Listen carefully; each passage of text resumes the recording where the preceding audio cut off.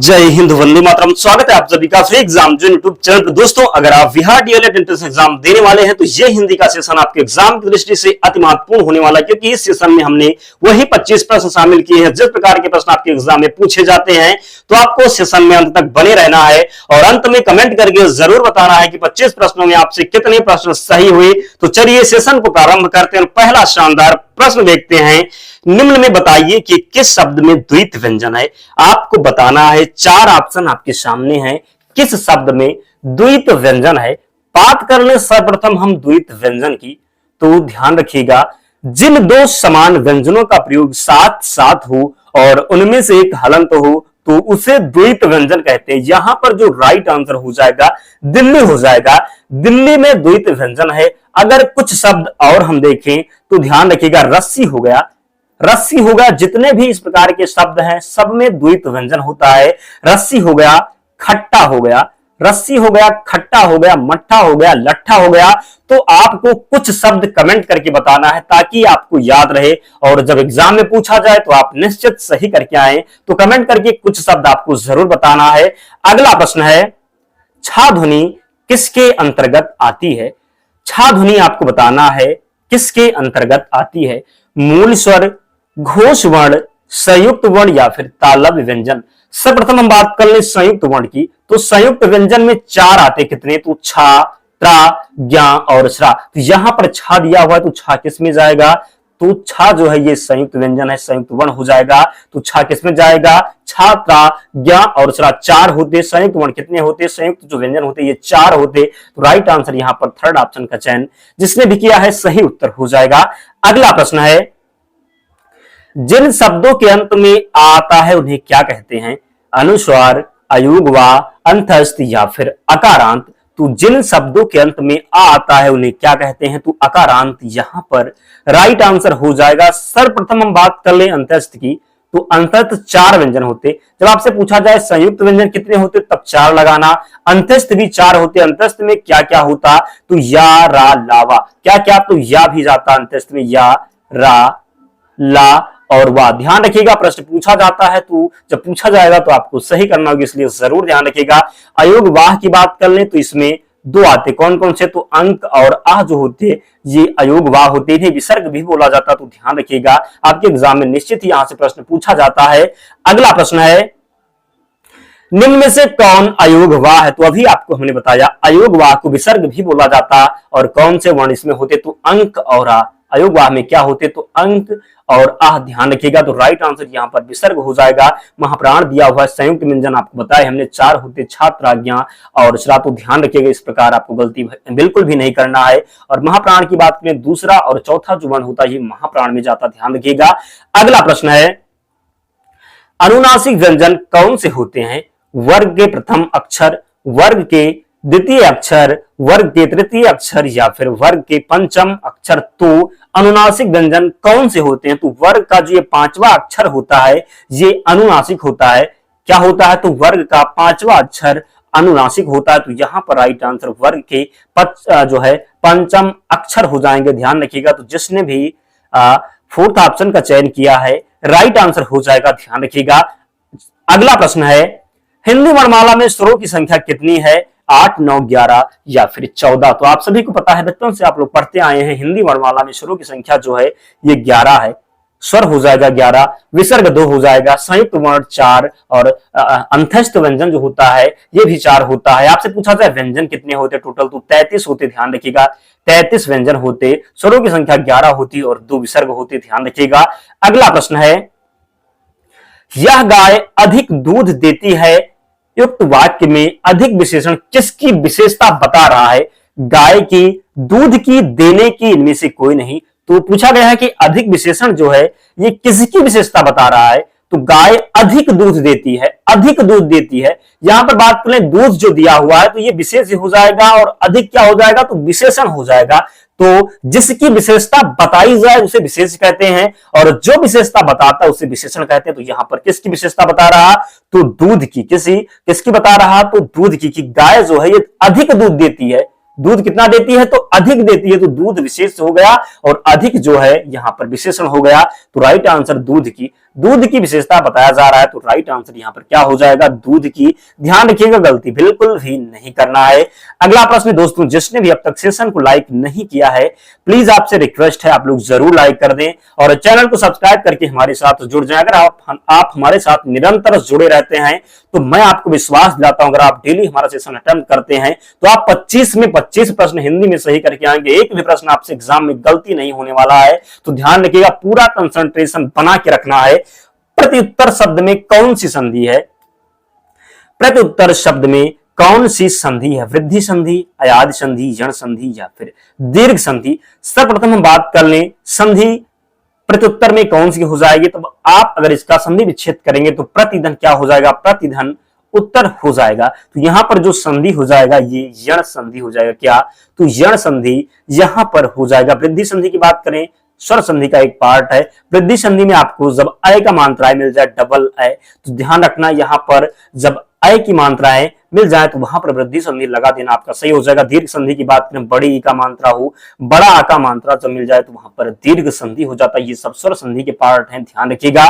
अगला प्रश्न है, जिसमें दोनों पद प्रधान होते हैं वह कौन सा समास है? जिसमें दोनों पद प्रधान हो वहां कौन सा समास होता है? अव्ययी भाव, द्वंद्व समास, द्विगु समास या फिर तत्पुरुष समास? हमने आपको बताया है समास कितने होते? तो 6। कितने? तो 6 होते।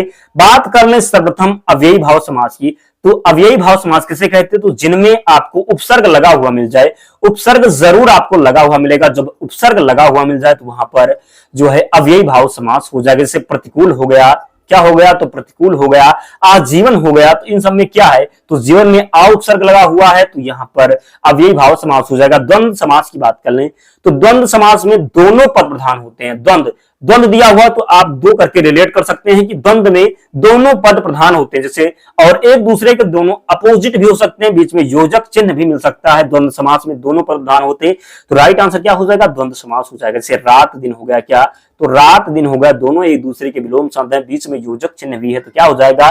द्वंद्व समास। द्विगु समास की बात करें तो इसमें आपको संख्यावाची मिलेगा पहला पद। तत्पुरुष समास की बात करें तो इसमें कारक चिन्हों का लोप होता है। ध्यान रखिएगा, एक समास बचा जो क्रमधारय, क्रमधारय में विशेषण विशेष का संबंध होता है। एक समास बचा है, आपको उसको कमेंट करके बताना है। ध्यान रखिएगा, भूलिएगा मत, जरूर कमेंट करिएगा ताकि हमें पता चले कि आप सेशन पूरे कंसंट्रेशन के साथ अटेम्प्ट करते हैं। अगला प्रश्न है, स्वर संधि के कितने मुख्य प्रकार हैं? 3, 4, 5 या फिर 6? तो बात कर ले स्वर संधि के तो कितने प्रकार हैं? स्वर संधि के 5 प्रकार होते हैं। कितने? तो 5। दीर्घ, स्वर संधि, वृद्धि संधि, तो दो संधि आपको कमेंट करके बताना है। स्वर संधि के कितने प्रकार होते हैं? तो 5 प्रकार होते हैं, ध्यान रखिएगा। अगला प्रश्न है, ध्वनि सिद्धांत के प्रतिपादक आचार्य कौन है?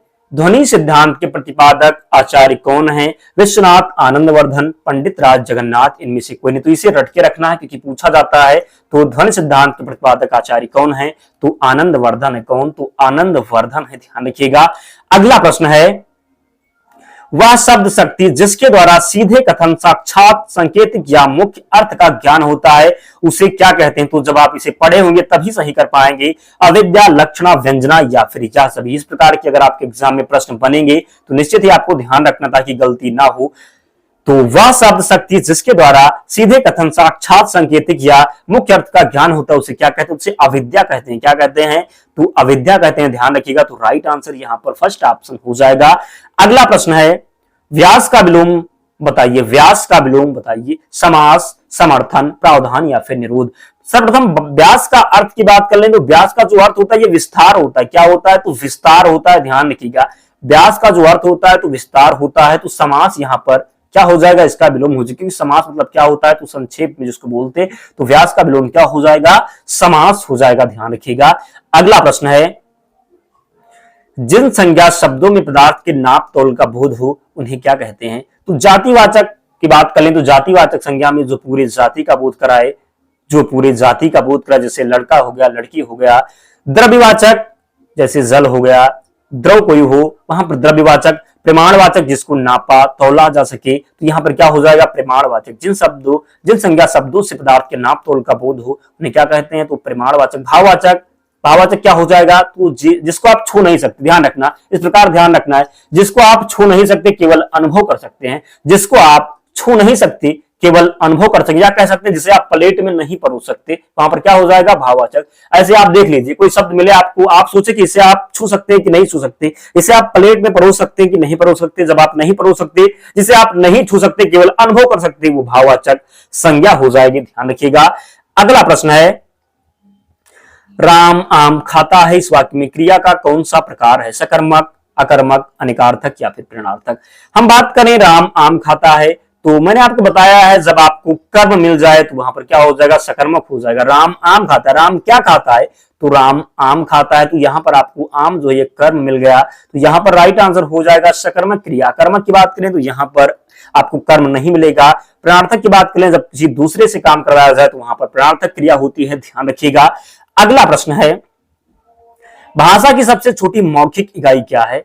भाषा की सबसे छोटी मौखिक इकाई क्या है, ध्वनि, शब्द, वाक्य या फिर पद। तो भाषा की सबसे छोटी जब मौखिक इकाई पूछा जाए तो ध्वनि हो जाएगी। क्या, तो भाषा की सबसे छोटी मौखिक इकाई ध्वनि हो जाएगी।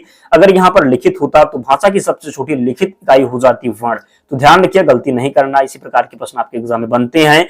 अगला प्रश्न है, निम्न में से कौन सा शब्द रूढ़ शब्द है। रूढ़ शब्द कितने शब्द की बात करें तो रूढ़ होता, यौगिक होता और योग रूढ़ होता। रूढ़, यौगिक और योग रूढ़। रूढ़ शब्द की बात करें तो इसे आप तोड़ नहीं सकते, रूढ़ शब्द को आप तोड़ नहीं सकते। यौगिक शब्द दो शब्दों से मिलकर बना होता है, और योग रूढ़ की बात करें तो जितने भी बहुवीर समास के उदाहरण है जो किसी तीसरे पद की तरफ इशारा करें वहां पर योग रूढ़ हो जाता।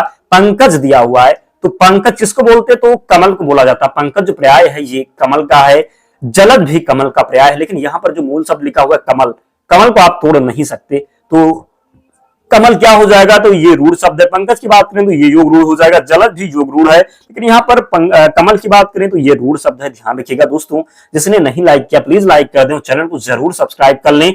अगला प्रश्न है, हिंदी भाषा में प्रचलित वकील शब्द किस भाषा से लिया गया है, पश्तो, अरबी, तुर्की या फिर फारसी। तो कुछ शब्द आप लोग रट के जाना, क्योंकि प्रश्न बनेगा आपके एग्जाम में। हिंदी भाषा में प्रचलित वकील शब्द जो दिया हुआ है, वकील जो है ये किस भाषा का शब्द है, तो वकील की बात कर लें तो ये अरबी भाषा का है। किस भाषा का है, तो अरबी भाषा का है वकील शब्द। मुहावरा भी अरबी भाषा का शब्द है। कैंची की बात करें तो तुर्की भाषा का हो जाएगा, ध्यान रखिएगा।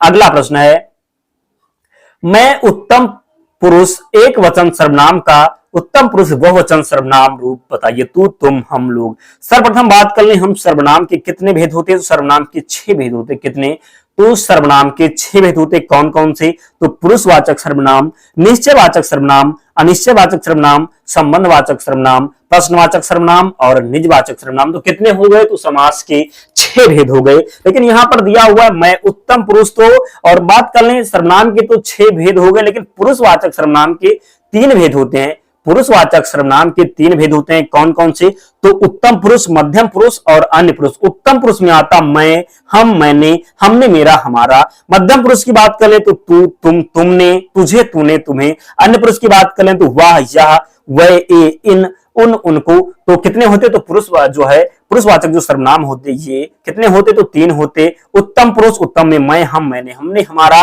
मध्यम में तू, तुम, तुमने, तुझे, तूने और तुम्हें हो जाएगा। अन्य पुरुष की बात करें तो वह, या, वह, ए, इन, उनको या फिर उन। तो ध्यान रखना, इस प्रकार आपको ध्यान रखना। तो यहां पर क्या हो जाएगा, मैं उत्तम पुरुष एक वचन सर्वनाम का जो उत्तम पुरुष बहुवचन हो जाएगा ये क्या हो जाएगा, तो हम हो जाएगा। क्या, तो मैं, हम, मैंने, ये सब किसमें जाता, तो पुरुषवाचक उत्तम जो है पुरुषवाचक सर्वनाम उत्तम पुरुष में जाता, ध्यान रखिएगा। अगला प्रश्न यहाँ पर तू दिया हुआ, तू किसमें जाएगा, तो मध्यम पुरुष में जाएगा। तू किस में जाएगा, तो मध्यम पुरुष में जाएगा, ध्यान रखिएगा। अगला प्रश्न है, सीमा ने रिक्त स्थान दिया हुआ है, काम नहीं किया था, इस वाक्य के लिए सही निपात का चयन करें। सीमा ने कल भी काम नहीं किया था, कल मात्र काम नहीं किया था, भर काम नहीं किया था या जू काम नहीं किया था। तो आप जब पढ़ेंगे वाक्य को तो आपको लगेगा सीमा ने कल भी काम नहीं किया था, भी हो जाएगा। तो राइट आंसर यहां पर फर्स्ट ऑप्शन का चयन जिसने भी किया है सही उत्तर हो जाएगा। आप कमेंट करके बताएं कि 20 प्रश्नों में अब तक आपके कितने प्रश्न सही हुए। फिर हम अगला प्रश्न देख रहे हैं, वीडियो को जरूर लाइक कर दें।